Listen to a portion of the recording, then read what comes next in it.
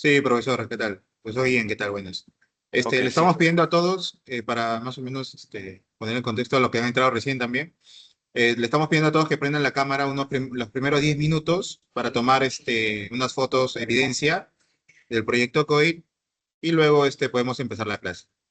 Ah, ok. Me ¿Sí? espero entonces Sí, para iniciar. en unos 3 minutos ya voy a empezar a tomar las fotos. Les pediría ahí a todos, por favor, que prendan. Hay algunos todavía que no lo están prendiendo. Y tomamos la evidencia. Los 5 primeros minutos de su clase también le pediría que comparta su pantalla, todo eso tomamos de evidencia y listo ya. Y con eso pueden apagar su cámara, ¿no? Ok, perfecto. Vamos a esperar 2 minutos más.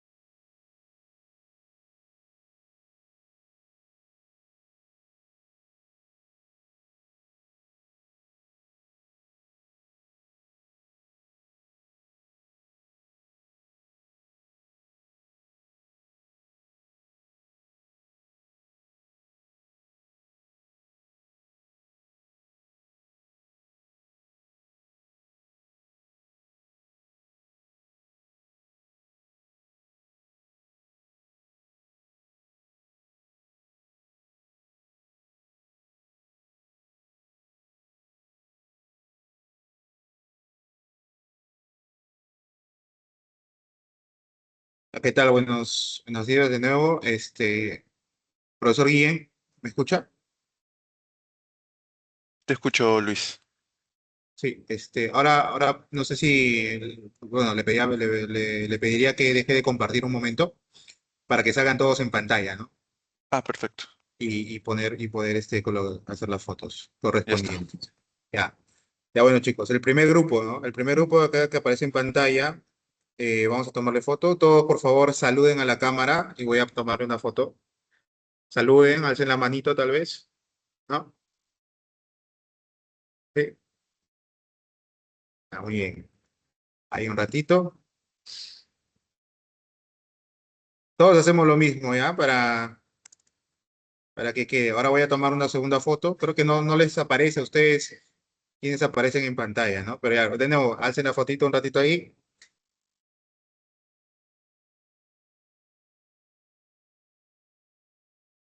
A ver, ya está.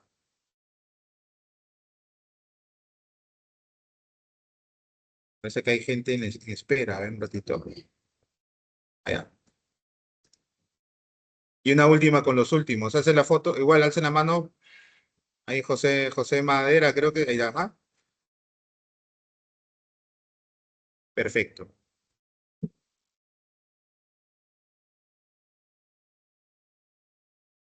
Listo. Entonces, eso sería todo. Les pediría que lo tengan prendido la cámara hasta 7:30 y ya, bueno, con eso estaríamos, bien, perfectos. El profesor Guillén puede empezar su clase. Muchas gracias. Ok, gracias Luis. Sí. Bueno, ya creo que ya me presentaron, veo algunas caras conocidas. Le doy desde ya la bienvenida a los hermanos de la Universidad del Sinú. ¿Sí? Me presento, soy el profesor Juan Carlos Guillén, soy docente de la rama de estructuras de la Universidad Científica del Sur. Entonces, como sabrán del programa, hoy toca hablar de un tema muy importante, ¿no? Que es los movimientos sísmicos o los sismos, ¿no? Y si es que, haciendo un poco una especie de analogía, así como a ustedes se les evalúa, se les califica en evaluaciones, ¿no? En exámenes, prácticas, etcétera, para ya en la rama de la ingeniería, la evaluación o el examen sería el sismo. ¿Sí? Sería un sismo, o bueno, o también conocido como un terremoto, probablemente ese va a ser el que nos va a decir qué tan buenos ingenieros vamos a llegar a ser, ¿sí? Entonces vamos a empezar. A mí me gusta particularmente que la clase sea un poco interactiva, así que si existiese alguna pregunta, podrían levantar la mano o activar el micrófono, ¿sí? Sin ningún problema. La idea es no pasar presentación por presentación de manera monótona, sino de alguna otra manera tratar de interactuar. ¿Sí? Ese es prácticamente uno de los objetivos o el propósito también de este proyecto. Ok, entonces empiezo.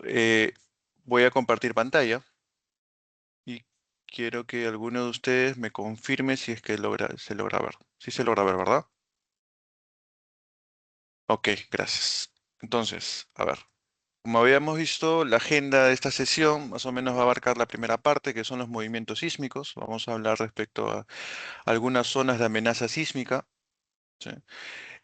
Algunos efectos locales y finalmente cómo vamos a obtener las fuerzas sísmicas, porque al fin y al cabo, en el curso de análisis y en adelante, trabajamos con fuerzas, no trabajamos con sismos, no trabajamos con movimientos, o por lo menos todavía no sabemos cómo tratarlos. Entonces, tenemos que encontrar algún método que nos permita obtener justamente esas fuerzas P, Q, que nosotros llamamos en los ejemplos, en los problemas, ¿no? De vigas, de pórticos, etcétera, pero esta vez con un origen distinto. Sí, el origen va a ser un origen sísmico, ya no va a ser una carga distribuida o una carga que simule el peso propio, etcétera, sino va a ser una carga muy particular. Posteriormente, control de desplazamientos, desplazamientos elásticos, inelásticos, desplazamientos máximos normativos y sus comparaciones con las dos normas de referencia que estamos utilizando, ¿no? La norma colombiana, la NSR10 y la peruana, que sería la E030. Me he permitido hacer una especie de resumen también de la norma colombiana, ya que tengo algo de un conocimiento muy superficial, es cierto, porque no lo uso el día a día, pero coordinado también con su profesor para poder también tratar de abordar estos temas para que no entrar no estar fuera de contexto. Obviamente el viernes ya se tratará de profundizar un poco más respecto a esto, ¿sí? Entonces, empezamos. Tenemos movimientos sísmicos, ¿sí? Entonces, la primera pregunta, el sismo, ¿sí? Vendría a representar qué cosa es para nosotros o qué entendemos por un sismo, ¿sí? Sé que somos varios por acá, somos más de 30 probablemente, eh, pero un sismo, ¿alguien podría definir un sismo? ¿Qué cosa es? ¿Alguien quiere participar?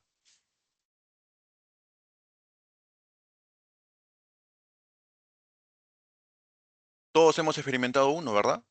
No creo que los que estamos acá presentes no han experimentado un sismo, ¿no?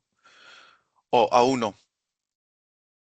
Creo que todos, ¿verdad? O alguien puede decir que no ha experimentado un sismo, ya sea de baja magnitud o de gran magnitud. Creo que todos, ¿sí? Podríamos decir así a grosso modo que es un movimiento del terreno, un movimiento del suelo, ¿sí?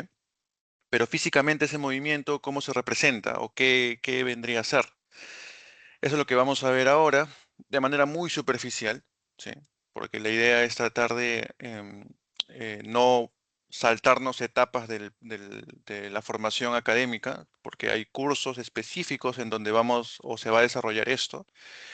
Pero por ahora podemos decir que es un movimiento cuyo origen habremos escuchado por ahí en bueno, en la escuela, en el colegio, o probablemente por cultura general, que tiene que ver con movimiento de las placas tectónicas de la Tierra. ¿Sí? Hay una interacción entre placas que produce justamente esta representación de liberación de energía a través del movimiento. ¿Sí? De manera general podríamos tratar así, es mucho más profundo, obviamente, pero por ahora es un movimiento. ¿Sí? Pero no es es un movimiento en particular que vamos a tratar de representarlo como si fuera una onda, ¿sí? Una onda, una vibración. Sí, una vibración para nosotros es. Y dentro de esas vibraciones vamos a tratar de representarlo como si fuera una onda. Entonces, esa onda, ¿sí? Esa onda va a tener una, un origen de propagación de esa onda, y finalmente va a llegar hasta donde estemos nosotros. ¿Sí? Ese más o menos va a ser la secuencia o tratar una especie de analogía. A mí me gusta hacer generalmente varias analogías porque entiendo que es una manera de poder entender las cosas. ¿Sí? Es tratar de buscar algunos conceptos muy parecidos y de esa manera vamos a poder, bueno, considero que se puede entender un poco mejor esto. Entonces, vamos a partir con esta imagen y vamos a decir lo siguiente. Vamos a decir que efectivamente el sismo es una propagación, es una vibración, es una onda. Podríamos decir que es una especie de, eh, a grosso modo, acá empiezo con la analogía, que sería como una especie de un parlante que está emitiendo un sonido, porque el sonido también es una vibración, es una onda, que está transmitiendo justamente el sismo, que en este caso es una vibración. Por lo tanto, el parlante está ubicado acá, el origen, el foco, el origen de esa vibración, de esa onda está acá, y va a tener todo un recorrido hasta llegar a nosotros. Nosotros vamos a estar parados en este edificio. ¿Sí? Va a tener todo un recorrido. Obviamente que si es que nosotros hacemos la analogía del parlante, cuando estemos muy cerca al parlante, o al altavoz, como le llamemos, vamos a sentir una fuerte intensidad de esa onda. Y mientras más lejos estemos, vamos a sentir con menor intensidad esa onda. Entonces el sismo es lo mismo. Mientras estemos muy cerca al foco o el epicentro, que muchas veces se utiliza esos términos al momento de- de una noticia, de un evento sísmico, etcétera, se utiliza esos términos, ¿no? Epicentro, el origen fue a tantos kilómetros de tal costa o lo que fuese, ¿sí? Entonces, mientras más cercanos estemos al origen de ese foco, de esa vibración, vamos a sentirlo con mayor intensidad. ¿Sí? Y mientras más alejados estemos, vamos a sentirlo con menor intensidad. Ahora, así como el sonido se propaga a través del aire, este movimiento particular que es el sismo se está propagando a través de el suelo. ¿Sí? Se está propagando a través del suelo, que ese es el medio de propagación. Entonces, así recordando un poco de las clases de física, y teníamos vibraciones, y había una especie de atenuación o amplificación de esa onda, acá ocurre lo mismo. Sí, acá ocurre lo mismo. Dependiendo de en los estratos que atraviesa esa onda, esta onda puede experimentar una propagación o una atenuación de esa intensidad. ¿Cómo así? Entonces, voy a hacer por acá un pequeño gráfico. Entonces, acá estaba el foco, acá se está transmitiendo una especie de vibración que poco a poco se puede ir atenuando, pero si llega a un medio lo suficientemente blando, por ejemplo, podría ser una arcilla, podría ser una arena de baja plasticidad, o algún medio más flexible, esta onda podría llegar a amplificarse. O viceversa también, si es que es un estrato fuerte, llámense una grava, eh, o una arena consolidada, o cualquier estrato que sea que tenga una conformación geotécnica más estable, por decirlo así, va a poder lograr mitigar o minimizar justamente la vibración hasta que llegue al pie de nuestra edificación o nuestro edificio. ¿Sí? Entonces, esa onda se propaga a través de un medio, en resumen. Ese medio puede amplificar o puede atenuar justamente esa vibración. ¿Sí? Entonces, ya tenemos el recorrido desde el origen hasta casi la base de nuestro edificio o nuestra cimentación. ¿Sí? Entonces, acá me puedo permitir, a ver, acá tengo, a ver, acá he puesto algo, a ver, voy a hacerle clic para ver a dónde me lleva. Acá encontré una página muy interesante, bueno, desde mi punto de vista interesante, ¿sí? Que es justamente parte de lo que estábamos hablando, ¿no? Este es una imagen interactiva entre las distintas posiciones que generalmente se podría encontrar un sismo en el país colombiano, ¿sí?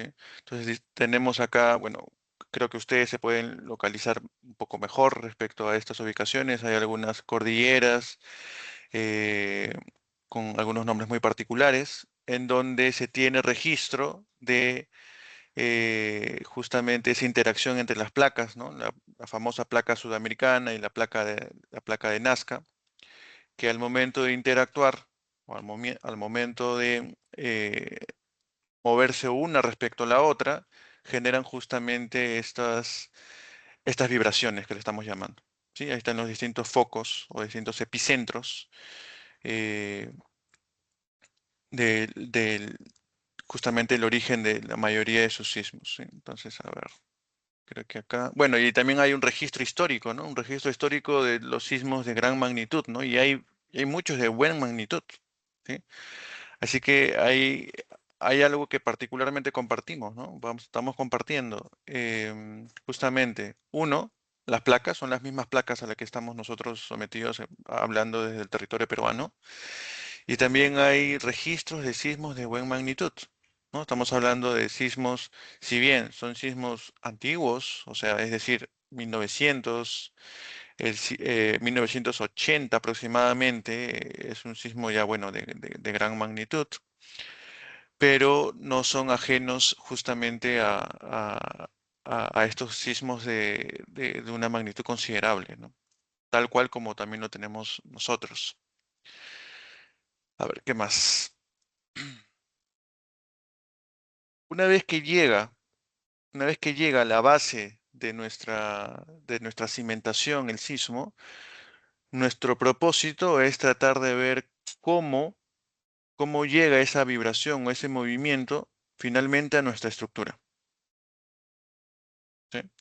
Entonces, habíamos visto, en primer lugar, que el sismo se propaga a través de un medio. Este medio era el suelo, ¿sí? Es el suelo. Por lo tanto, va a existir una especie de amplificación de esa onda sísmica, de esa vibración. Entonces, en el contexto peruano, nosotros multiplicamos ese registro, esa aceleración del suelo, em, por un factor. El factor es el denominado factor S. ¿Sí? Vamos a ver luego su analogía con respecto a la norma colombiana. Pero finalmente lo que quiero que se entienda es que vamos a multiplicar la aceleración que transmite el sismo, lo vamos a multiplicar por un factor para tratar de representar el efecto del suelo en la propagación de esa onda. Una vez que estemos en este estrato, en la base de la cimentación, ahora vamos a decir, ok, nuestra estructura puede ser muy rígida o muy flexible. Es decir, puede desplazarse, puede vibrar mucho o puede vibrar poco. En función de eso, va a tener también de nuevo otra respuesta. O sea, la estructura en sí, que va a ser el otro medio a la que finalmente se está transmitiendo la onda, va a tener su propia respuesta. Por lo tanto, para tratar de representarlo, vamos a multiplicar por otro factor. Y de nuevo, en el contexto peruano, se multiplica por un factor denominado coeficiente de amplificación sísmica. Y se denomina o se emplea la letra o la variable C. Entonces, en resumen, tenemos la aceleración en el suelo firme o la aceleración origen del sismo que se registra en los acelerógrafos, ¿sí? Multiplicamos por un factor para considerar el efecto del suelo y finalmente multiplicamos por otro factor para considerar su interacción con la estructura. Y finalmente, esta es la aceleración que nosotros vamos a sentir si es que estuviésemos parados en la azotea de este edificio, que obviamente no es la misma aceleración que nosotros sentiríamos si es que si es que estuviésemos en la base o en el primer nivel del edificio. Creo que todo esto, lo que estoy hablando, es fácilmente de poder experimentar. Repito, no es lo mismo la aceleración que estuviésemos en el piso, en la cota cero, por decirlo así, en el nivel cero arquitectónico, o en la azotea del edificio. ¿Quién recoge esta amplificación o esta atenuación, si cabe el caso, ¿no? de esta aceleración? Este coeficiente. Entonces, en resumen, vamos a multiplicar o vamos a alterar la aceleración de excitación del sísmica por unos factores para finalmente encontrar cuál sería la respuesta o la aceleración en nuestra estructura. Pero todavía tenemos aceleración, tenemos un movimiento, tenemos una vibración, todavía no tenemos una fuerza. Y como dije al comienzo, vamos a tratar de idealizarlo como finalmente una fuerza. ¿Sí? Ok. Entonces hablé de aceleraciones, hablé de acelerógrafos. En este caso, serían acelerogramas, ¿sí? Dos acelerogramas. Acá hay un sismo muy famoso para nosotros, en contexto peruano, que es el sismo del 66. Este es la aceleración que se registró justamente en uno de los equipos que se tenían instalados, en este caso en una estación, dice la estación Parque La Reserva. Y lo que hace este dispositivo es registrar justamente la aceleración que experimenta ese lugar, ese sitio. Ahora sabemos que para llegar hasta esta estación ha tenido un recorrido esa onda desde el epicentro o foco, ¿sí? Pero finalmente esto es lo que ha registrado ese dispositivo, ese equipo. Y acá hay algo muy particular, sí que creo que también todos tenemos de manera conceptual, que es em, este movimiento un poco caótico, ¿no? Que no tiene una función en particular. No es una función sinusoidal, no es una función que podamos representarlo matemáticamente de manera ideal, ¿verdad? No es no es eh, como repito, es una distribución de aceleración caótica, ¿no? Con un contenido de frecuencias completamente distinto. Que eso vamos a tratar nosotros de representarlo, ¿sí? ¿Qué más? Tenemos un pico de aceleración por acá. Tenemos un pico en un cierto instante de tiempo, ¿sí? Porque esta gráfica representa la duración de ese movimiento, aproximadamente más de 60 segundos, y la aceleración que representa en centímetros por segundo al cuadrado. Entonces, por ejemplo, de acá se puede desprender de que más o menos a los 20 segundos se obtuvo un pico de aceleración, ¿sí? Obviamente cada sismo va a tener su propia particularidad. De repente hay sismos con un contenido de frecuencias completamente distinto, ¿sí? Completamente distinto. O con amplitud, con menor amplitud, pero con mayor frecuencia entre los movimientos de cada uno de esos picos, ¿sí? Etcétera. Entonces, esto nos va a permitir a nosotros entender que trabajar con un registro, o trabajar con sismos, mejor dicho, cuya distribución es un poco caótica, que no está definida, no está necesariamente idealizada, va a ser un primer problema. ¿Sí? Que luego se ha visto la manera de tratar de, eh, ¿cómo decirlo? Englobar o tratar de ver todos los escenarios posibles, ayudándonos de una cierta probabilidad de ocurrencia. ¿Sí? Por lo mismo que no podemos, uno, que no podemos saber o no se puede hasta el momento establecer cuándo ocurrirá ese sismo esperado de gran magnitud, como tampoco sabemos justamente cuál sería su contenido de frecuencia. Lo que sí podríamos intuir es su intensidad, ¿no? Con una serie de registros podemos intuir la intensidad, más no su forma de vibrar. ¿Sí? Ok. No sé si hasta acá alguien tiene alguna pregunta, algún comentario, algo que quiera complementar o que quiera de alguna otra manera salir de alguna duda. ¿Alguien tiene un comentario, una pregunta que repito? ¿O ninguna?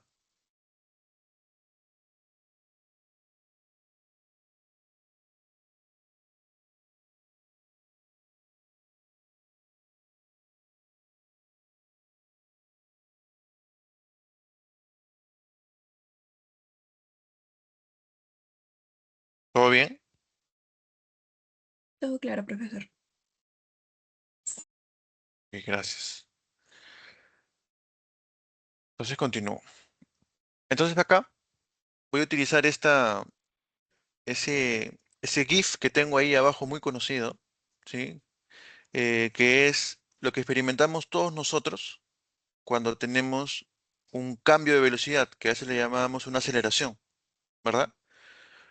Cuando estamos en el vehículo y la persona, bueno, el conductor acelera, ¿sí? Nosotros tenemos un movimiento muy particular que se opone a ese cambio de velocidad, ¿no? Se opone al movimiento.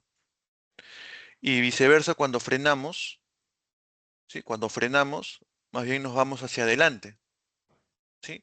Ese tipo de movimiento, recordando un poco de física, le llamábamos un poco mm, inercial, es una especie de fuerza inercial, ¿sí? Es un movimiento que todos hemos experimentado en algún momento. Repito, cuando alguien acelera o cuando desacelera, que sería frenar, ¿verdad? Tenemos ese movimiento. Es decir, casi de manera involuntaria, tenemos un movimiento nosotros que nos lleva hacia atrás o hacia adelante, ¿sí? Ok, entonces si estamos hablando de que cuando algo acelera o desacelera, genera un movimiento, ok. Y estamos hablando hace un momento, o hace unos segundos, estábamos hablando de que tenemos acá un registro de aceleraciones que son positivos y negativos, es decir, tenemos aceleraciones y desaceleraciones, que lo que generan en sí, es una estructura, estas son unas maquetas de una mesa vibratoria, lo que generan son justamente estos movimientos, ¿sí? Y estos movimientos, ya denominados fuerzas inerciales, lo podemos obtener con la famosa segunda ley de Newton, ¿no? Que la fuerza, recordando un poco, es directamente proporcional a la masa y a la aceleración, ¿verdad? Obviando el signo, obviando todo ello, pero es lo que decíamos de manera así muy simplificada y muy superficial, era que la fuerza es igual a la masa por la aceleración. Ok, entonces ya estamos empezando a vincular con fuerza, que es lo que nosotros queríamos, ¿no? Del comienzo, era el objetivo. Recuerda que se dijo al comienzo de esta presentación, que finalmente a mi pórtico quiero saber qué fuerza ponerle, o a mi estructura, qué fuerza ponerle. Entonces, ya sabemos que vamos a necesitar, ¿qué cosa? Vamos a necesitar una masa, por newton, y necesitamos una aceleración. Ah, ok, la aceleración ya la tenemos, ¿no? Es la aceleración. Ah, pero ojo que es la aceleración en la base. Es la aceleración a nivel cero, a nivel de la calle, por decirlo así. Entonces tendríamos que encontrar la aceleración en el nivel correspondiente, multiplicarle por la masa correspondiente y tendríamos finalmente las fuerzas. ¿Sí? Entonces, esto era lo que estaba comentando, pero ya no de manera ilustrativa o muy gráfica, sino es las fuerzas sobre los elementos, sobre las estructuras esta vez. Entonces, si tenemos un movimiento, este es el movimiento en esta dirección, el sismo en este caso, ¿sí? Estas, como van a estar sometidas a aceleración y desaceleración, van a estar sometidas justamente a fuerzas de inercia. Estas fuerzas de inercia se van a concentrar en aquellos elementos que tengan una masa importante de la estructura.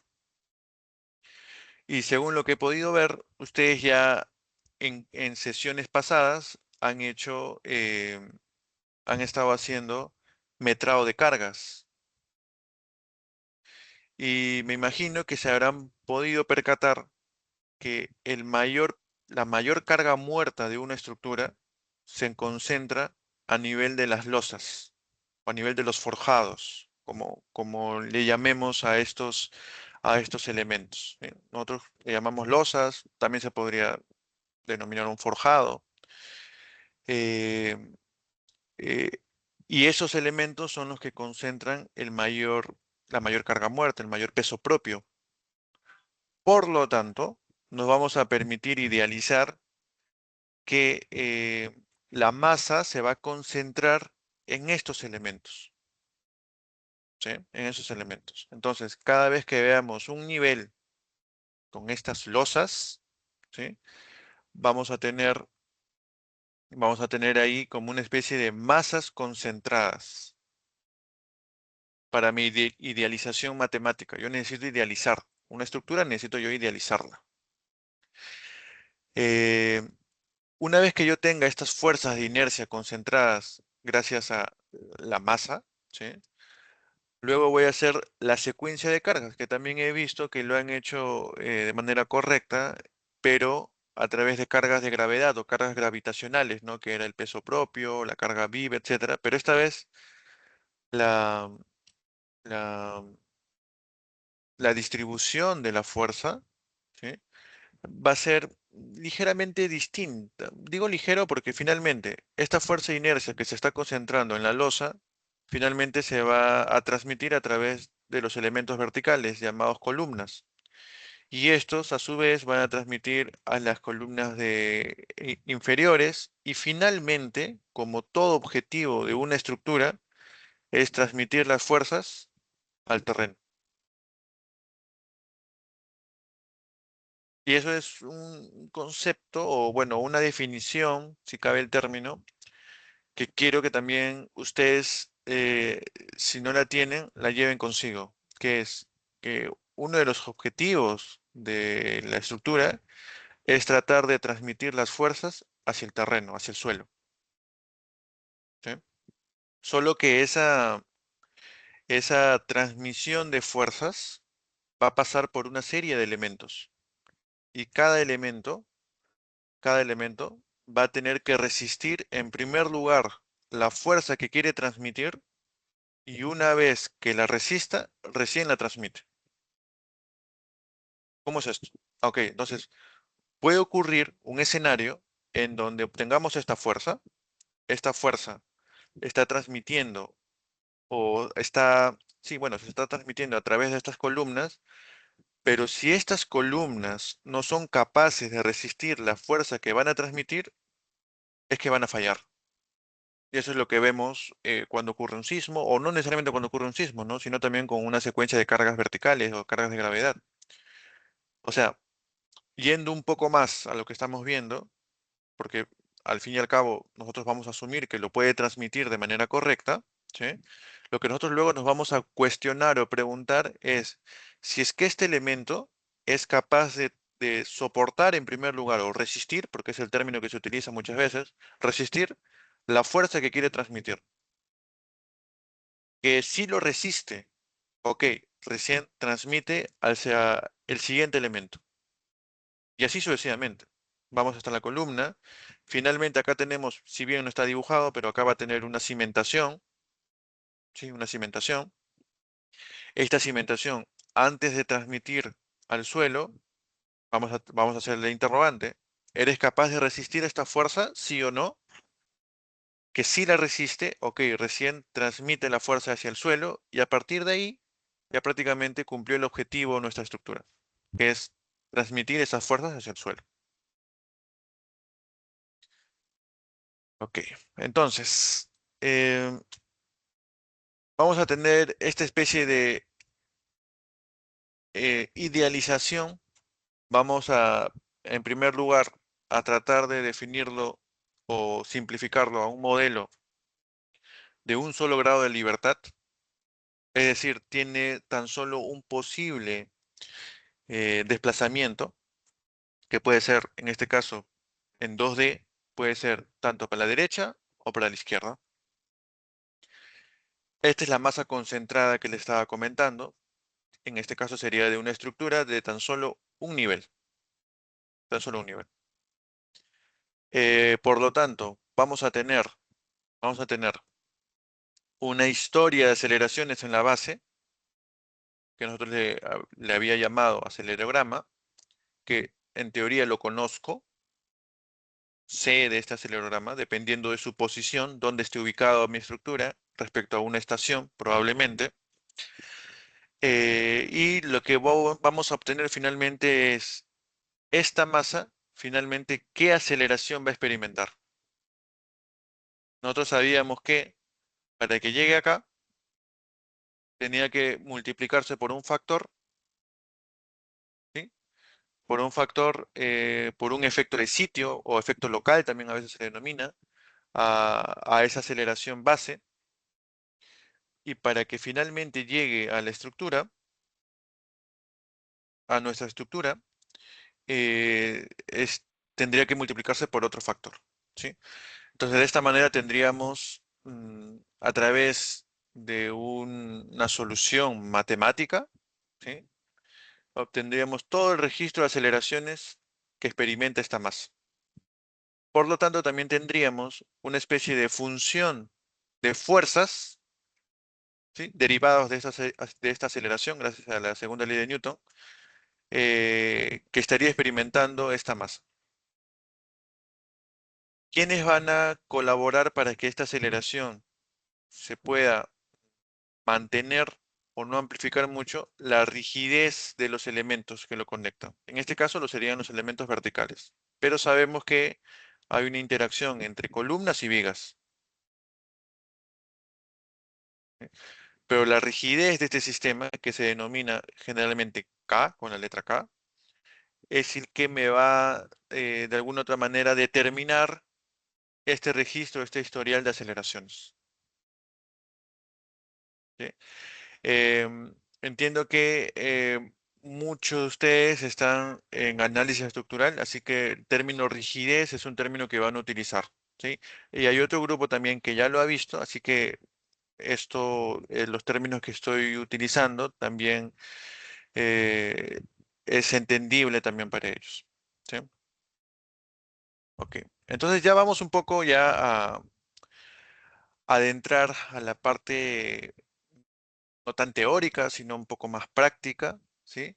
Que sería justamente encontrar, esa fuerza sísmica, ¿no? Hemos hablado de manera general que existe una aceleración en el terreno, en la base, luego se va a amplificar, etcétera. Pero ahora, ¿cómo es que se hace esto realmente?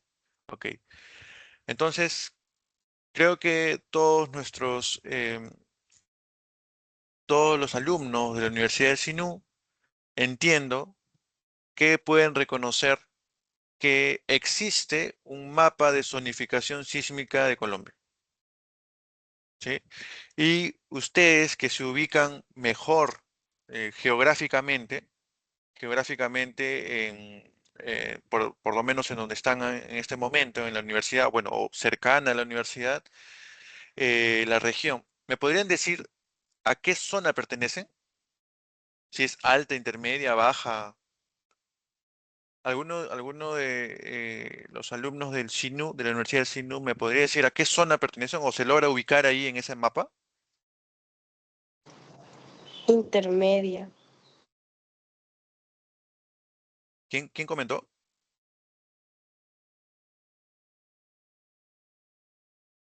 No logré ver quién comentó. ¿Lucía? Sí, señor. Se Ah, encuentra en ok. la intermedia. Está por acá, ¿no? Más o menos. La Montería es, ¿verdad? O no, o estoy equivocado. O más Sí. arriba. No, por acá, ¿no? No, por donde estaba diciendo usted. Por acá. Sí. Ah, ok, sí, porque recuerdo haber visto eh, en el mapa la sede de la universidad, en este caso es Montería, si no me equivoco, y creo que estaba más o menos en esta zona, es intermedia. Ok, no pertenecemos o no pertenecen a la zona, a la, a la zona de sismicidad baja, sino intermedia, e inclusive hay una región con alta sismicidad. ¿Sí? Entonces estamos como una especie de intermedio. ¿Quién finalmente me va a decir esta subdivisión o subclasificación de la zona? Este, este mapa se podría decir una especie de microzonificación, ¿no? No sé el término correcto que se utiliza en la norma. He utilizado, acá está algunas gráficas de la normativa muy ilustrativa que tienen, que es la colombiana. Eh, y así como hay zona intermedia, estas a su vez se clasifican en dos, ¿no? En cuatro o cinco. Y la zona alta, observen, hay 6, 7, 8 y 9. Esta zona es una zona muy particular que me imagino que ustedes lo pueden evidenciar, ¿no? Si no me equivoco, Bogotá creo que pertenece también a la intermedia. Si no me equivoco, no he profundizado tanto respecto a la ubicación geográfica, o quizás entre alta e intermedia. La verdad no, creo que es intermedia, ¿no? Ustedes ya me dirán o ustedes evaluarán dónde cae finalmente esa región. Entonces, en conclusión, si es que nosotros ya nos ponemos en un escenario de acá probablemente unos 5 años o quizás más, no sé, en donde ya estamos ejerciendo ya con algo de experiencia la profesión y nos toque finalmente diseñar o analizar una estructura. En primer lugar, va a depender dónde va a estar ubicado geográficamente. Entonces, podemos reconocer que no va a ser lo mismo analizar o diseñar una estructura que esté, por ejemplo, en esta región o que esté en esta región. No va a ser lo mismo. Hasta incluso la tecnología y los materiales o propiamente el sistema constructivo va a ser distinto. Y ustedes creo que también pueden dar fe de lo que acabo de decir, que generalmente las edificaciones, o hablando un poco más, más en particular, las viviendas de esta región, ustedes conocen particularmente qué regiones son, tienen un sistema constructivo completamente diferente a la de una de alta sismicidad. Quizás también puede ser como una especie de que cada una de las regiones tiene eh, eh, una adquisición económica de repente muy diferente a la otra. Bueno, probablemente también esté un poco ligado a eso, ¿sí? Pero si es que finalmente a nosotros nos toca diseñar una estructura, como repito, nos va a interesar, en primer lugar, dónde va a estar emplazada. O sea, geográficamente, dónde va a estar localizada. ¿Sí? Y si es que quiero hablar en el contexto peruano, como hacer una especie de analogía, nosotros también tenemos una zonificación. La zonificación está compuesta por cuatro zonas: zona 4, zona 3, zona 2 y zona 1. Y para nosotros quizás es un poco más, bueno, de repente lo digo desde un punto de vista muy parcializado, que pareciera que es un poco más fácil de poder reconocer porque tiene geográficamente tres regiones bien marcadas, ¿no? Que es todo el litoral, que es la costa, ¿sí? Tenemos toda la cordillera de los Andes, que nosotros denominamos que es la sierra, ¿sí? Y finalmente la selva. Y observen algo también, que la zona uno, que sería de baja sismicidad, haciendo una analogía con el territorio colombiano, tiene una aceleración de alrededor de 0,10 o su factor es 0,10. ¿Qué significa este 0,10? Significa veces la gravedad, la aceleración de la gravedad, que sabemos que es 9,81 o algunos lo idealizan como 10 metros por segundo al cuadrado, ¿no? Eh, de manera un poco más precisa, deberíamos utilizar 9,81, ¿verdad? Metros por segundo al cuadrado porque es aceleración. Entonces, qué significa esto acá? Significa que a través de una serie de registros históricos se ha obtenido que estas regiones, por lo menos la zona uno, que pertenece a nuestra selva baja, hablando en el territorio peruano, ha experimentado históricamente una aceleración pico de 0,10 veces la gravedad. Y la zona 4, que es la costa, que por su cercanía a,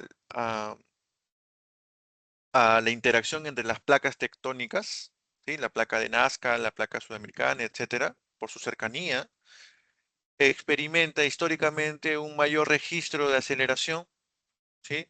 Y por lo tanto está muy cerca al foco o epicentro, eh, y va a ser justamente la que va a tener mucho más aceleración. Y este sería el factor que le corresponde alrededor de 0,45. Es decir, casi un 50% de la aceleración de la gravedad. Sí, casi un 50% de la aceleración de la gravedad. Luego hay un mapa de isoaceleraciones que es un poco más discretizado, que no es todavía de uso universal, por decirlo así, en este contexto, pero podemos reconocer que hay una especie de degradación, ¿no? Hay unos picos que esta zona no evidencia, ¿sí? Que me imagino que en algún futuro no muy lejano se podrá tener algo un poco más discretizado, si cabe el término, ¿sí? Acá hay algo también muy particular, que es que hay una especie de lunar en la zona 2, ¿no? Hay algo como que, oye, no debería ser todo verde porque hay una zona en amarillo. Bueno, históricamente, como repito, se ha registrado que en esta zona, que es una región muy particular dentro de la selva, que ha experimentado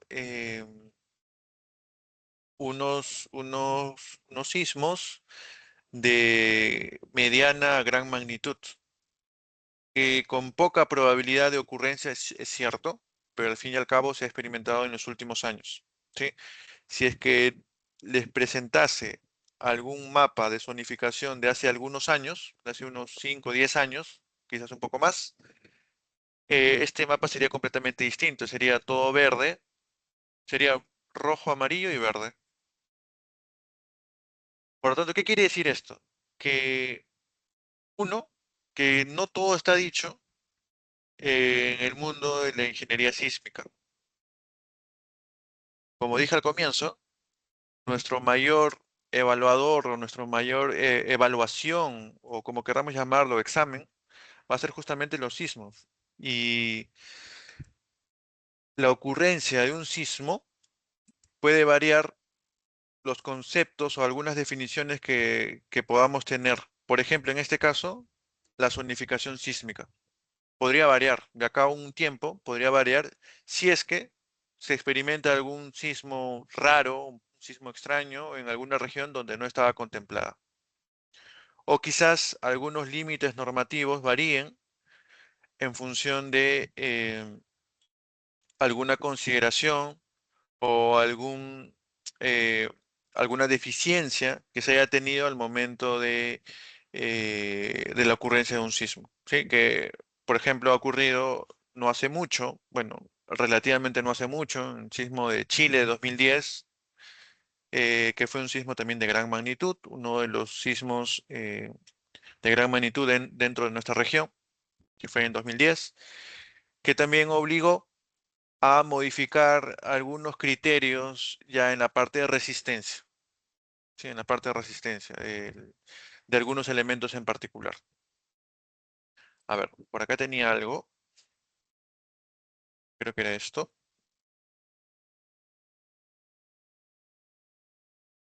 Ah, sí, me parece esto muy curioso. No sé si ven, estoy ahorita fuera de la presentación, estoy en un mapa. ¿Me pueden confirmar si se ve el mapa? Sí, se ve género. Sí se ve, Sí, profe. ¿verdad? Ok, gracias. Miren, he puesto en la presentación un link muy particular, ¿sí? Muy particular, en donde justamente lo que estábamos comentando, bueno, para hacerlo un poco más ilustrativo, me voy a ir a la norma colombiana, ¿sí? Este es online por si acaso. Entonces, observen algo, que acá está la zonificación y en función, vamos a tratar de ubicar dónde está, mira, acá estábamos, ¿no? Montería está por acá, y Montería está por acá. Y donde le dé en la región, ¿no? Porque hay distintas regiones, distintos lugares dentro de esta zonificación. Por ejemplo, si es que me voy muy cerca, si no me equivoco, estamos por acá, ¿no? Traté de verlo previamente, pero no logré ubicarme. Me parece que estamos por acá. Bueno, no sé, cerca del aeropuerto, si no me equivoco. Bueno, al margen de esto, si supuestamente nos ubicamos acá, ¿sí? Automáticamente nos da la región que pertenece, por ejemplo, el coeficiente sísmico, el A sub A, que luego vamos a ver a qué nos referimos con este coeficiente, ¿sí? O si es que nos vamos a Bogotá para justamente confirmar lo que estábamos comentando al comienzo, está muy cerca, está por acá, ¿no? ¿Qué coeficiente sísmico le corresponde? Bueno, un coeficiente mayor, el 0.15. Pero no tan solo este coeficiente, hay una serie de coeficientes adicionales, el A sub V, que es más para velocidades, pero bueno, este es más un coeficiente de aceleraciones, si no me equivoco. Pero podemos tratar de ubicarnos geográficamente y de manera online y de manera incluso un poco más precisa, por decirlo así, respecto a su aceleración. Sí, me pareció curiosa esta aplicación que nos da un programa de cálculo en particular, que es la familia del Dublar, que están de distintos países incluso. Acabamos de ver la colombiana, hace un momento estaba activa la peruana, así que en función a la región nos va a dar justamente eh, el coeficiente que le corresponde. Ok, profesor, significa que si es que antes no había este aplicativo, ¿cómo se hacía? Bueno, hay unas listas, ¿no? En las normas hay una lista de regiones en donde justamente en función a su ubicación geográfica te dice finalmente qué aceleración le corresponde. Luego también lo podemos ver, o me imagino que en el siguiente taller se hablará un poco más a profundidad respecto a ello, ¿sí?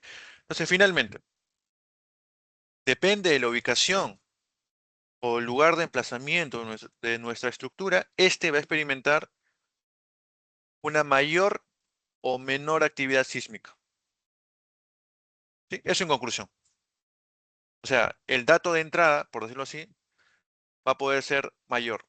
Si no me equivoco, ya luego veremos en las tablas correspondientes, esta zona de alta sismicidad, para realizar un símil con la zonificación sísmica de Perú, si no me equivoco, esta zona de alta sismicidad representa 0.5 G, 0.5 G, lo cual ya es importante. Y me imagino que las edificaciones características de esta región, que si no me equivoco, creo que no es que sea mucha tampoco, creo que esta zona no es que haya tanta población, si no me equivoco, hablo desde la ignorancia realmente en esta parte de acá, pero esta zona de alta actividad sísmica, de existir edificaciones importantes en esta zona, van a tener un sistema constructivo muy particular, porque va a estar sometido a, a una aceleración en la base de 0.5 G, solo en la base. Falta todavía amplificar por su efecto local, falta multiplicar todavía por su efecto de la estructura, y finalmente a alguien que esté parado sobre un edificio de 15 o de 20 pisos va a experimentar una aceleración importante, ¿sí? Mientras que acá la aceleración sísmica en la zona 4 es alrededor de 0.45. Se podría decir que hay una especie de analogía, sí es cierto, pero por lo menos Colombia presenta regiones con un poco más de coeficiente de aceleración, ¿sí? Un mayor coeficiente de aceleración. Ok, entonces, antes de continuar, de nuevo la pregunta, ¿todo claro? ¿Hay alguna duda? ¿Estoy yendo muy lento, muy rápido? ¿Eso ya lo sabíamos? ¿Algún comentario por parte de ustedes?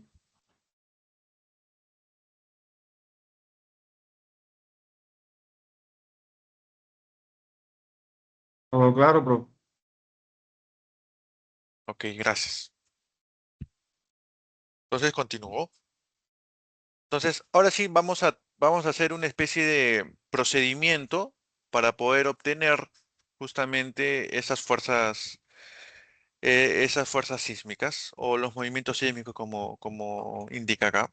Entonces, he tomado una imagen de justamente la norma colombiana en donde vamos a considerar una serie de aspectos. El primer paso, número uno, es encontrar dónde va a estar localizado nuestra edificación. Entonces vamos a ir al mapa de zonificación, ¿sí? Y vamos a encontrar dos coeficientes de aceleración. El A sub A, que hace un momento lo vimos, y luego el A sub B, ¿sí? Con esos dos coeficientes, que lo vamos a extraer directamente del mapa de zonificación sísmica que les acabo de presentar, el que estaba con colores, ¿sí? Esos coeficientes.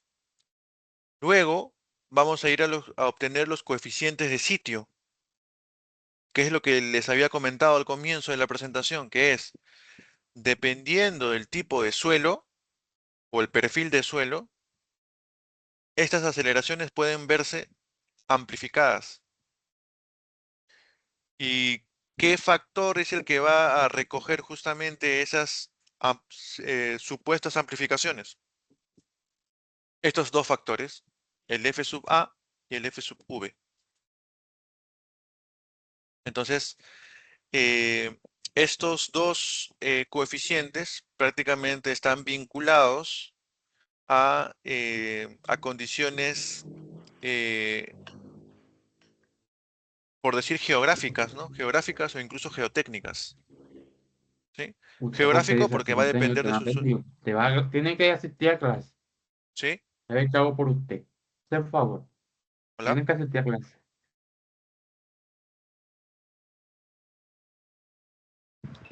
Y apague el micrófono. Ah, ok, hubo una interrupción. Entonces sería, como repito, están asociados a su ubicación geográfica y la segunda está un poco asociada a su condición geotécnica, por decirlo así, que es que puede ser suelo arcilloso, gravoso o, o una combinación muy particular de un estrato, presencia de napa freática, etcétera, ¿sí? Entonces vamos a poder tener distintos tipos de coeficientes de amplificación en función de su perfil estratigráfico o el perfil del suelo. Y ahora hay un coeficiente que, si bien todavía no lo hemos indicado, ¿sí? Es importante definirlo, que es el coeficiente de importancia. ¿Sí? El coeficiente de importancia.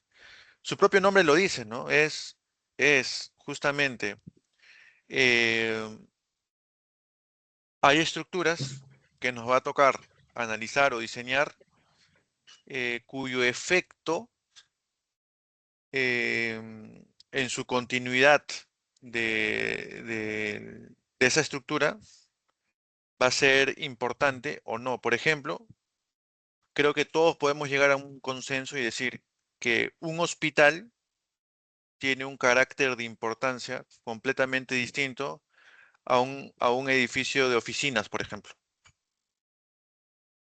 No es porque uno cueste más, no es porque alberga a personas quizás más importantes o de más dinero. No, no tiene necesariamente ese enfoque, sino es eh, cuán importante es que ese edificio, ¿sí?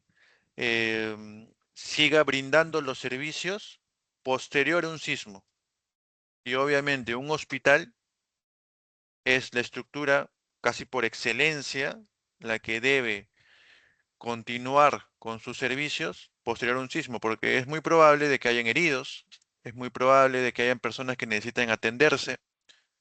Por lo tanto, esa estructura, porque finalmente va a estar compuesto por vigas y columnas y por losas, tan igual que un edificio de oficinas, ¿verdad? Pero su importancia es distinta. Entonces, vamos a suponer que la aceleración que va a estar sometido a una estructura puede ser su mellizo, puede ser su gemelo, o sea, puede ser literalmente la misma estructura, con la misma cantidad de columnas, vigas, losas, números de niveles, etcétera, todo es lo mismo, solamente que uno va a tener uso de, por ejemplo, un hospital y el otro va a ser un edificio de oficinas, como dije hace un momento. Entonces, es la misma estructura, solo que ahora yo voy a suponer que el hospital va a estar sometido a una aceleración mayor. Pero, profesor, está en el mismo lugar de emplazamiento. Uno está casi al costado del otro. Bueno, sí, pero voy a suponer que va a experimentar una aceleración mayor. ¿Cómo obtengo esa aceleración mayor? A través del coeficiente de importancia. Es decir, probablemente sea 1.2, 1.3, 1.4 veces, es decir, un 40% más o un 30% más del sismo eh, que el mismo sismo que para un edificio, como dije en el ejemplo, de oficinas. ¿Sí? Eso a grosso modo, ¿sí? Obviamente hay mucho más profundo que lo que les acabo de mencionar, pero a grosso modo es eso. Finalmente, eh, asumir que va a haber una aceleración mayor, y si va a haber una aceleración mayor, por ende va a haber una fuerza mayor, una fuerza sísmica mayor o una fuerza de diseño mayor.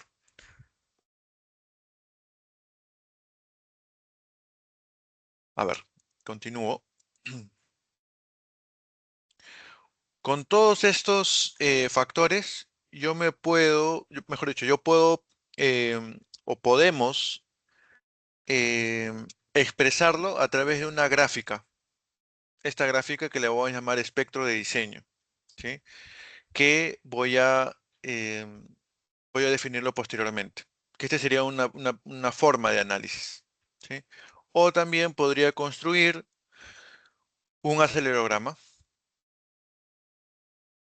¿Sí? Podría construir con estos factores, vamos a poder obtener, en primer lugar, este espectro de diseño. Me voy a permitir definir, ya que esta meseta o este pico o esta función va a estar definida necesariamente por estos factores. Bien. ¿Qué más? El otro paso sería encontrar la masa. ¿Por qué masa? Porque habíamos comentado hace un momento que está vinculado bastante con una aceleración o la fuerza inercial, según la ley de Newton. Por lo tanto, necesito masa para obtener las fuerzas. Ah, ok, la masa de la edificación. Y finalmente algunas otras características de vibración de la estructura.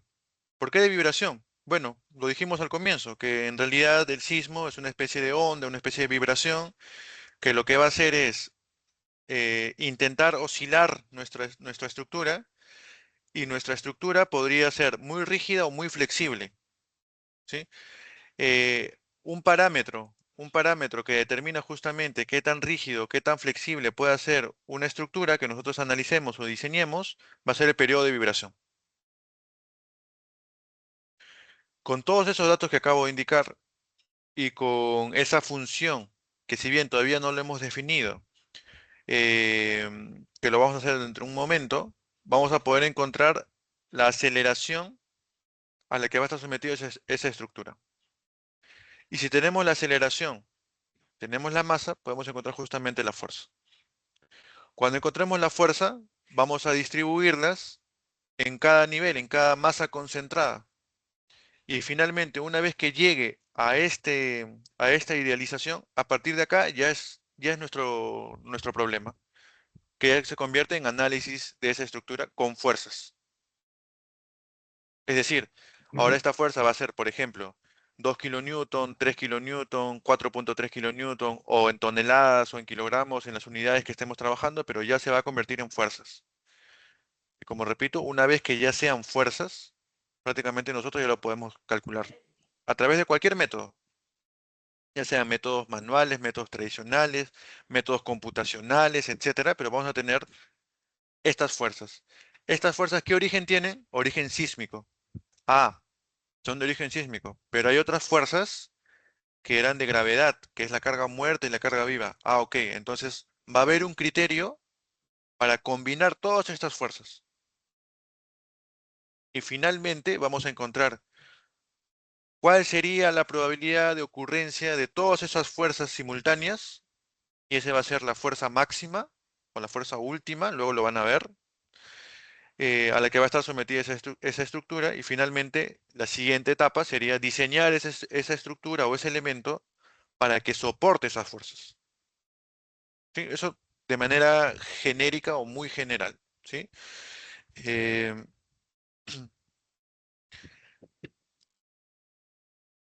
Creo que con tiempo estamos justos, así que voy a seguir avanzando. ¿Sí? Ok, entonces, del resumen que acabo de indicar hace un momento, este sería ya el procedimiento como tal. ¿Sí? Sería, a ver, hay algunos que están ingresando. Ok. Entonces, de manera general, vamos a tener dos formas de analizar el sismo. Uno es a través de un análisis estático, que lo vamos a ver ahora, y lo otro es a través de un análisis dinámico. El análisis estático se obtiene a través de fuerzas equivalentes, lo que acabo de mencionar.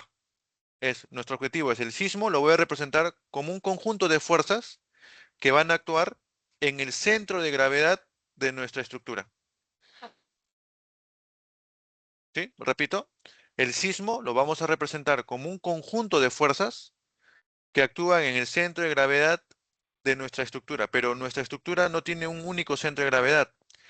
Cada nivel o cada entrepiso, habíamos dicho que vamos a concentrar la masa en la losa o en el forjado.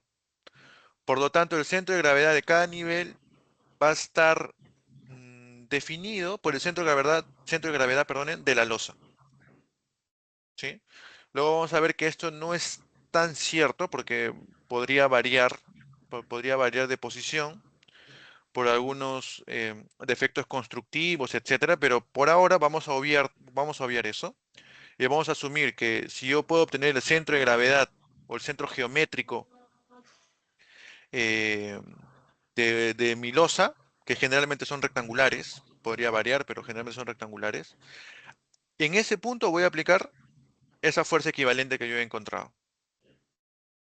¿Sí? Eh, y una vez que tenga como fuerzas, ya prácticamente ese sería mi análisis estático.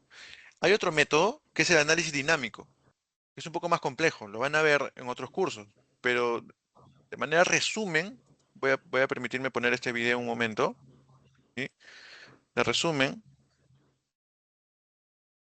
tenemos lo siguiente. Había comentado, ¿alguien me confirma si se ve el video, por favor? Sí, Sí, señor. señor. Ok, gracias. Entonces habíamos dicho que el sismo era una vibración, era una onda. Entonces, si es que queremos tratar de entender, vayamos a ver esto. Vibraciones, recordando un poco de física. Si es que yo oscilo esa cuerda con una determinada frecuencia, se obtiene en primer lugar una sola onda de vibración. Pero si yo varío la frecuencia de vibración, porque acá hay un motor, ¿no? Un motor que está haciendo girar esa cuerda. Si yo varío la frecuencia, observen. Ahora se está generando dos ondas de vibración, o dos formas, ¿no? Dos ondas, literalmente acá, dos ondas. Y si yo sigo variando la frecuencia, mira, experimenta tres ondas. Solamente variando la frecuencia de vibración de este motor, ¿no? Y si yo sigo, por ejemplo, ahora se generaron las cuatro ondas. Ah, ok. Entonces, teniendo este concepto, ok, en función a la frecuencia que va a estar sometida de vibración, la cuerda en este caso experimentaba distintas formas de vibrar, con una onda, con dos ondas, con tres ondas, etc. Ok, una estructura bajo el comportamiento elástico va a tener el mismo criterio. Es decir, si es que yo le hago oscilar con una determinada frecuencia, la forma de vibrar de esa estructura va a ser, por ejemplo, esta. O el modo de vibrar, porque así también se le denomina, forma o modo de vibrar va a ser esta. Uy, va a ser esta. Pero ahora, si es que yo digo, ok, no, si es que la frecuencia es distinta, así como vimos en el video, ahora va a ser esta. Ah, ok, entonces la forma de vibrar es probablemente sea esta. O esta de acá. O, o probablemente otra. Y así sucesivamente. Entonces, profesor, pero ¿qué significa que tengan distintas frecuencias? No hay un motor que está moviendo. Bueno, el registro sísmico, habíamos dicho que tiene un registro caótico, con un contenido de frecuencias distinto, que no es uniforme, que no es constante. Por lo tanto, nuestra estructura va a estar sometida a distintas formas de vibrar. Esto lo recoge un análisis dinámico. Entonces dice, como soy consciente de que mi estructura puede tener distintas formas de vibrar, ya que el contenido de frecuencias del sismo es caótico, es distinto, no lo puedo predeterminar, ¿sí? Entonces lo que yo voy a decir es, ok, voy a analizar este primer escenario, voy a obtener las fuerzas de este escenario, voy a obtener las fuerzas de este segundo escenario y de estas n posibles soluciones, y finalmente las voy a combinar. Es como Cierto, una especie de cierto. promedio Estaba poniendo ponderado, el billete ahí. ¿sí? Como una especie de promedio No, nada ponderado, de hablar con el y finalmente mi examen. respuesta, ¿sí? ¿Alguien quiere, ¿alguien quiere Ah, preguntar? Joder.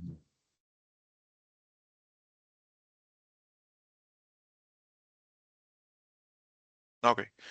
Finalmente mi respuesta, como repito, va a ser como una especie de ponderado de cada una de estas respuestas. Obviamente cada uno va a tener un peso distinto.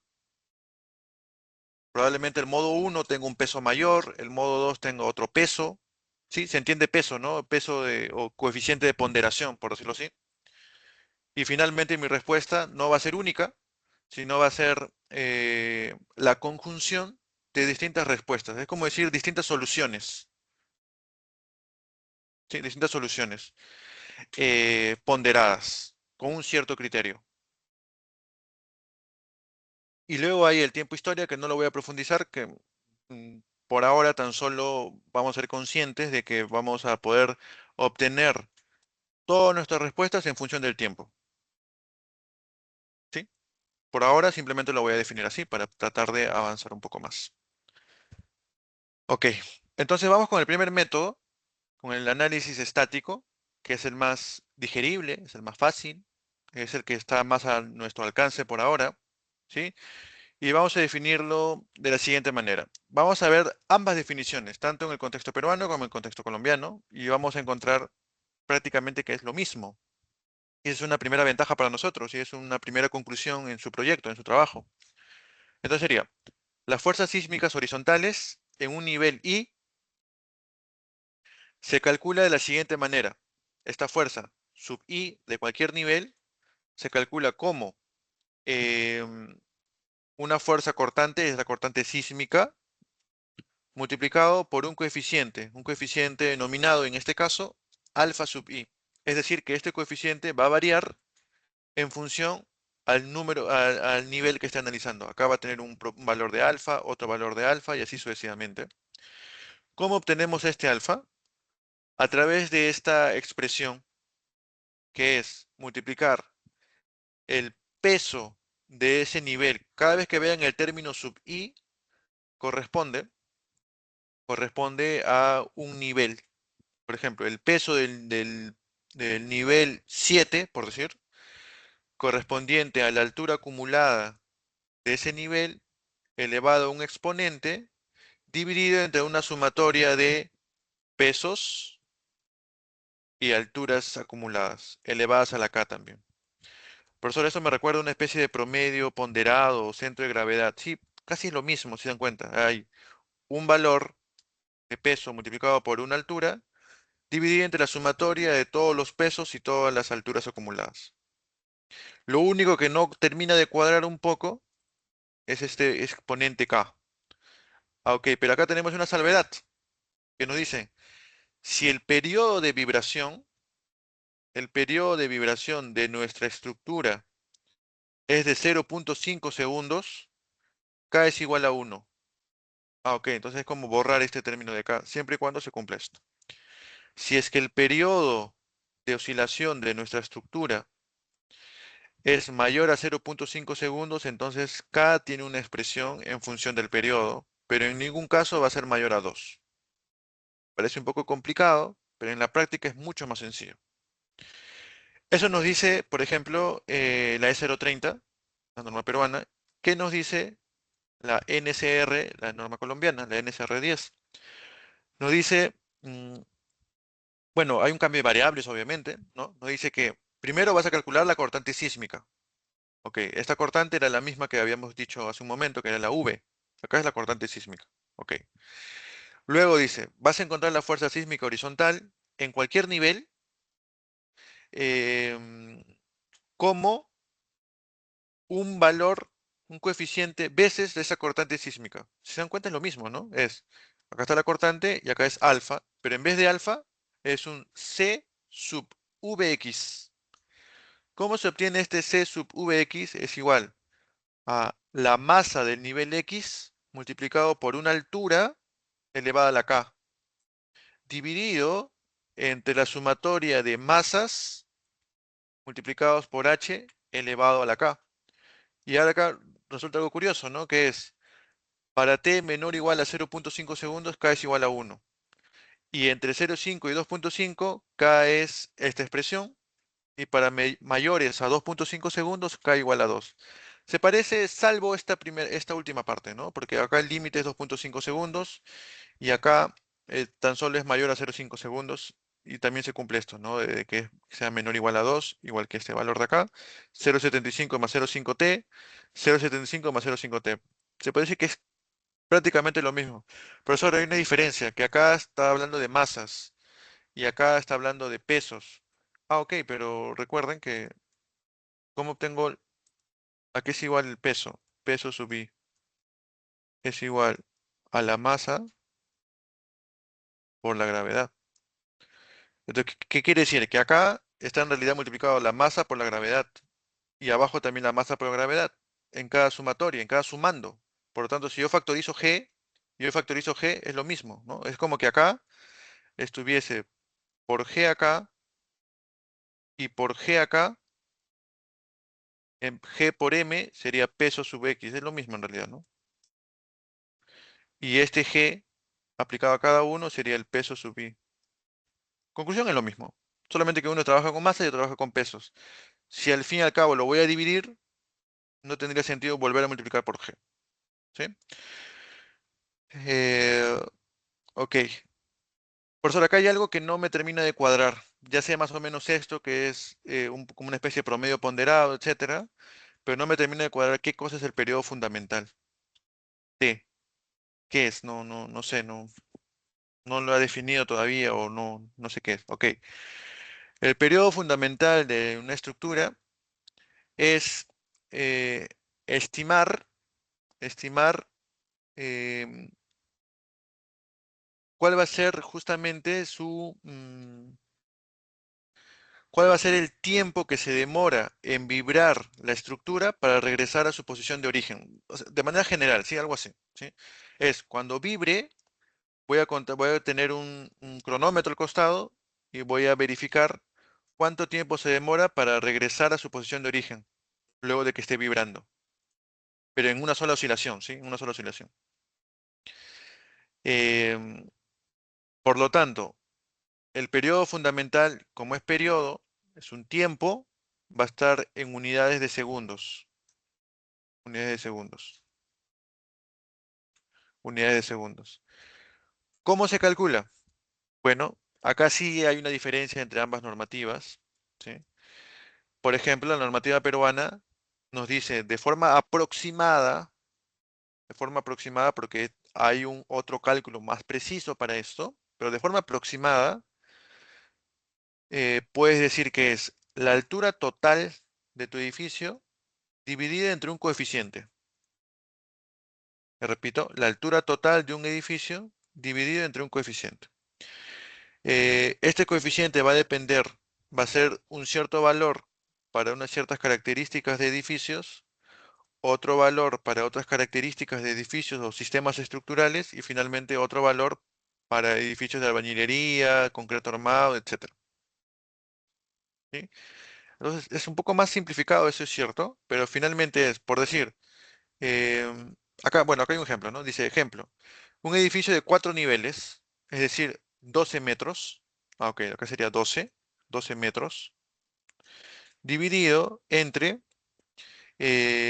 acá me dice que son pórticos de concreto armado. Entonces yo iría, buscaría cuáles pórticos de concreto armado y, por ejemplo, a ver, acá está, pórticos de concreto armado, el primer caso, este, y tendría que dividirlo entre 35. Y si yo hago este cociente o esta operación, 2 entre 35, esto me da aproximadamente 0.34 segundos. 0.34 segundos.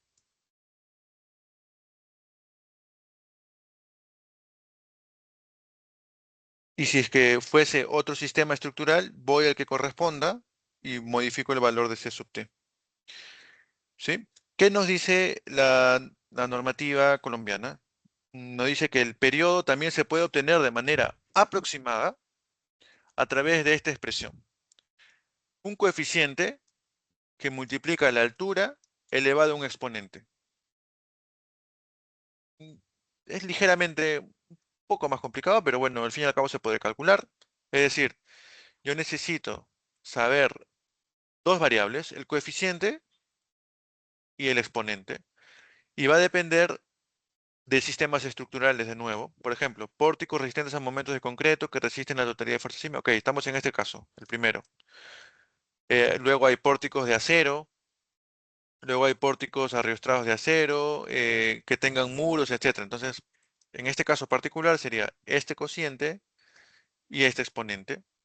Y si es que yo reemplazo para la misma estructura, tendría, a ver, vamos a ver si puedo hacer por acá.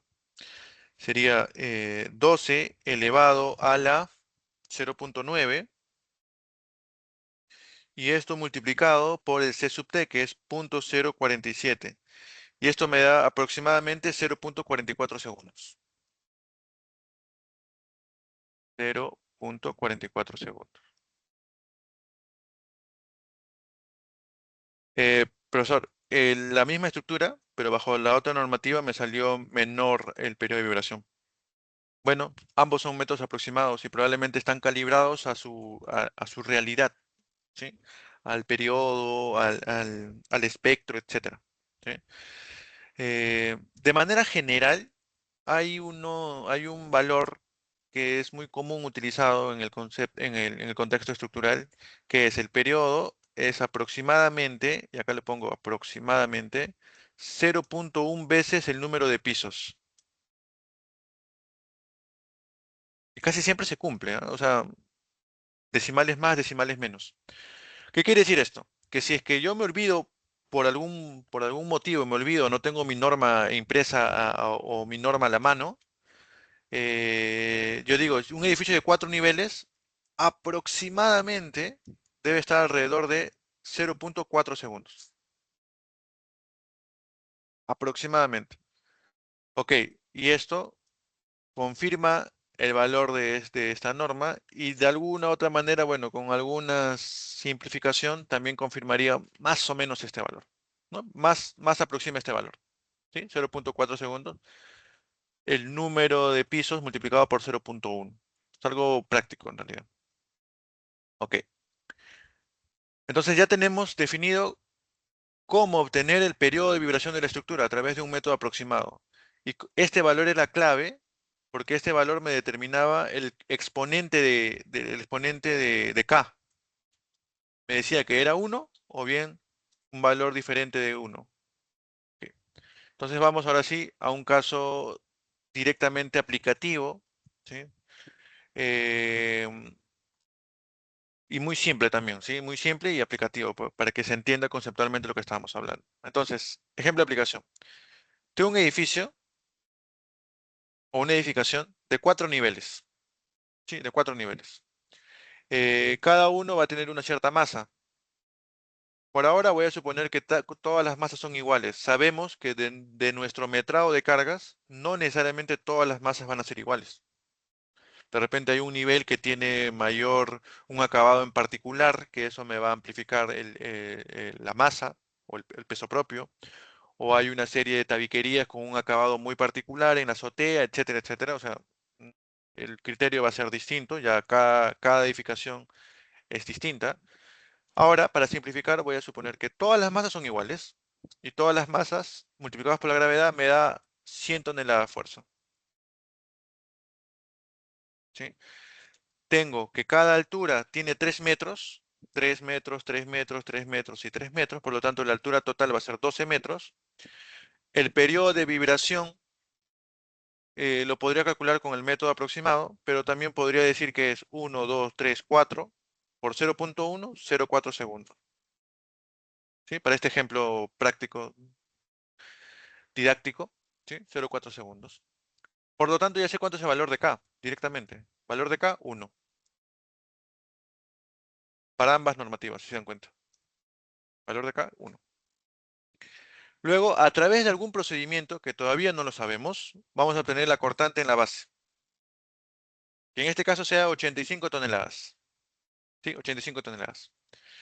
Entonces, ¿qué nos dice el método? Nos dice, vas a encontrar un coeficiente que va a multiplicar a este valor y ese valor va a ser la fuerza en cada una de de estos entrepisos, esos niveles.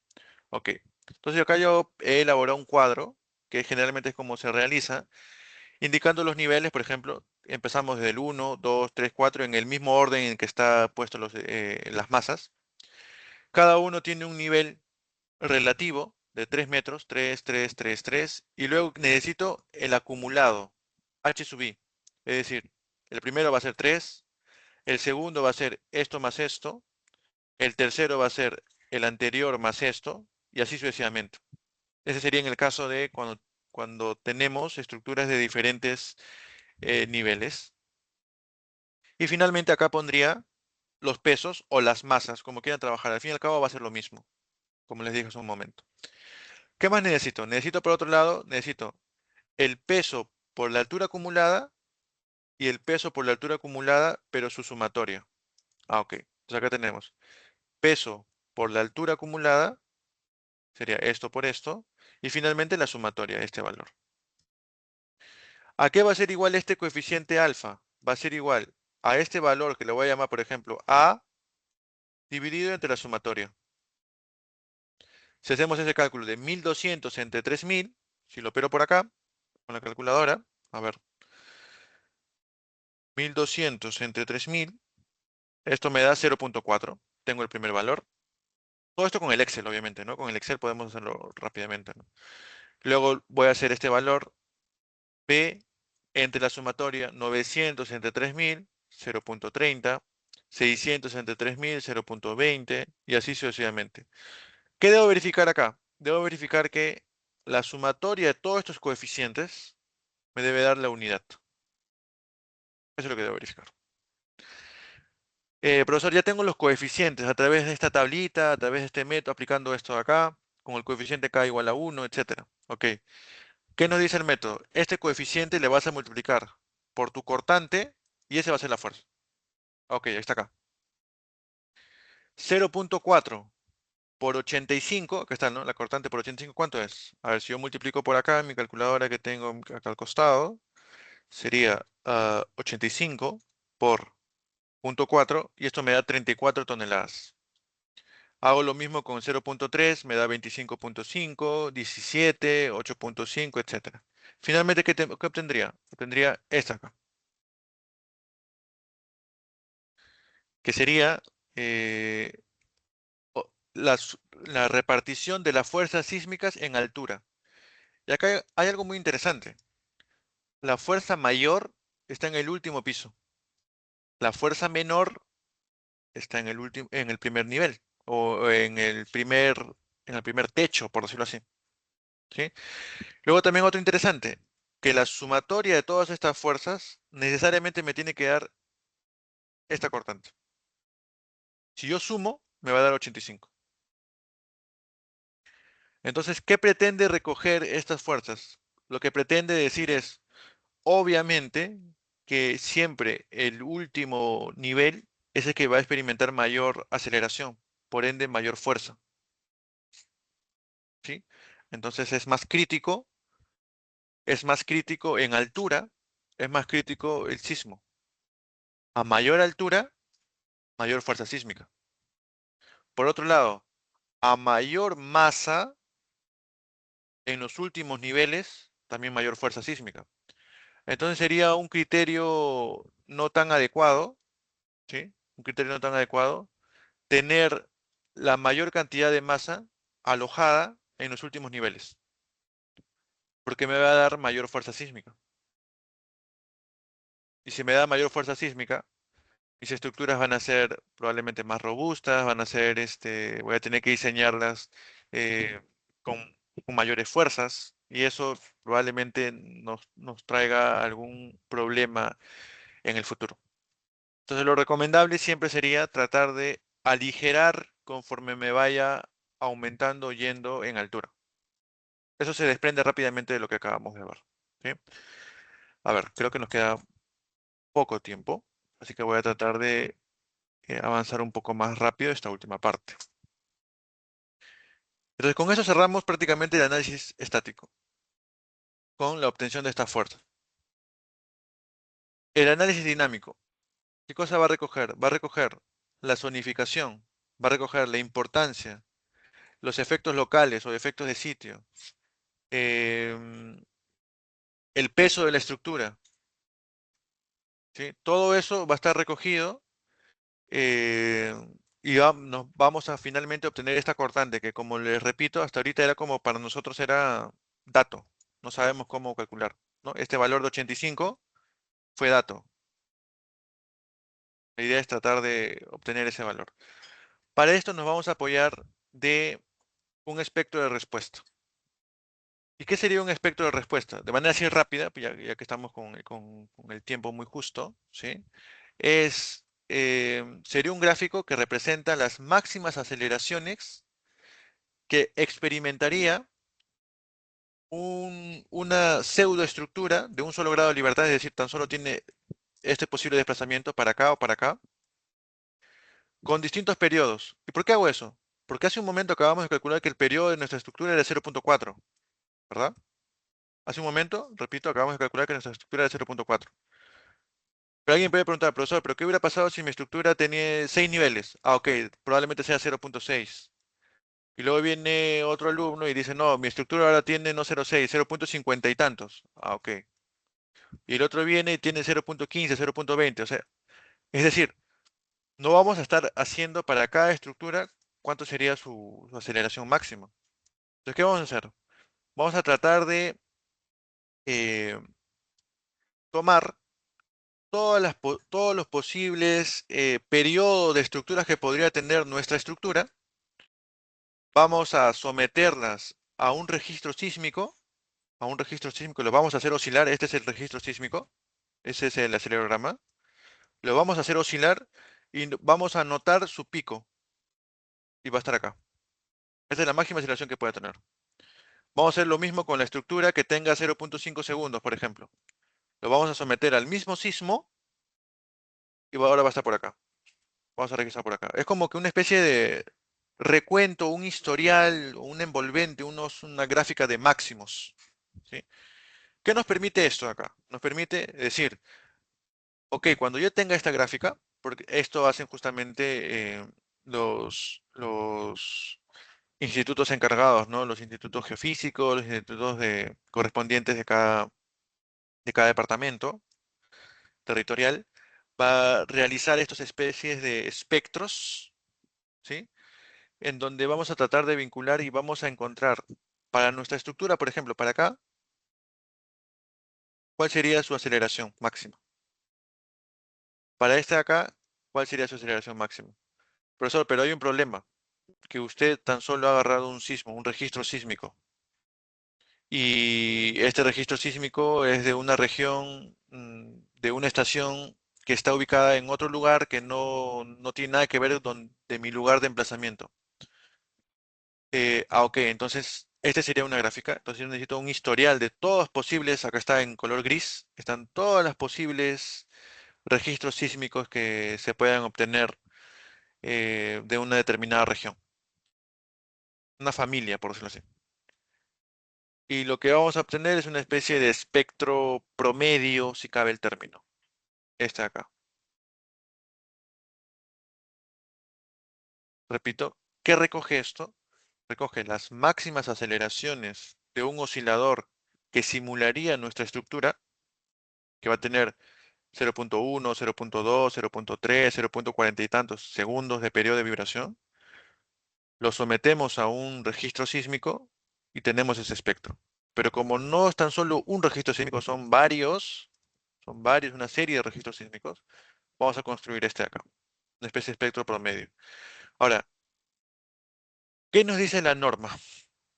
¿Qué nos dicen las normativas? Las normativas nos dicen que, ok, vamos a tratar de parametrizar esto, ¿sí? Porque no es posible que cada oficina de diseño haga su propio espectro, etcétera. No es un procedimiento. Vamos a uniformizar todo.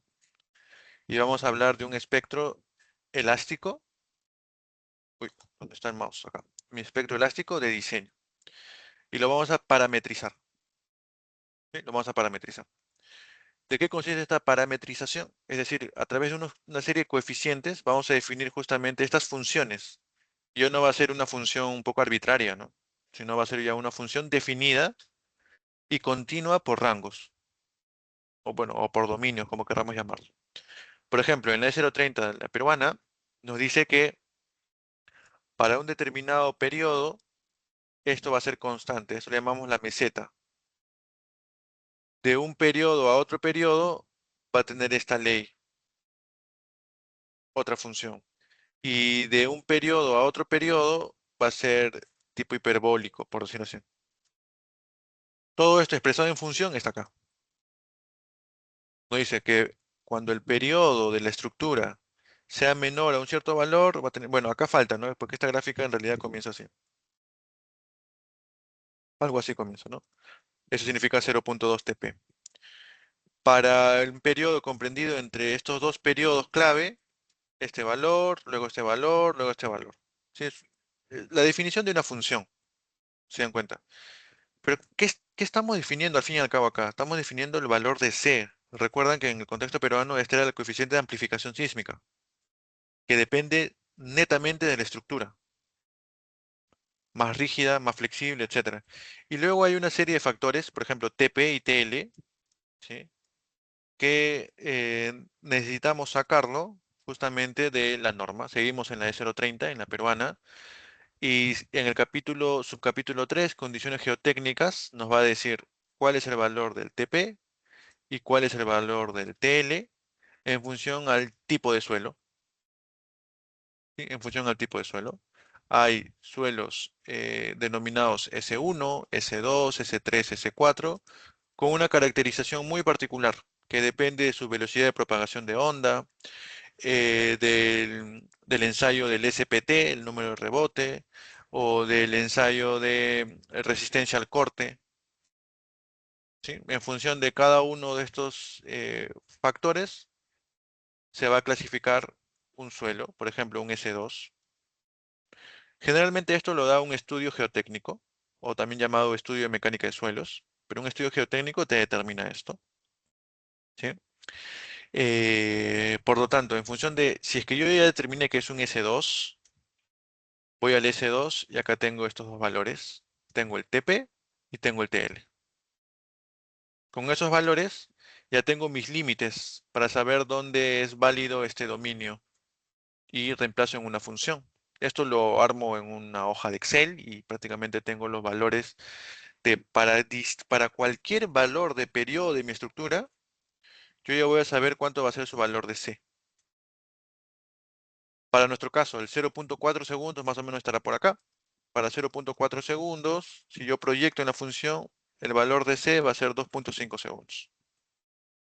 Y con eso obtengo finalmente mi cortante. ¿Sí?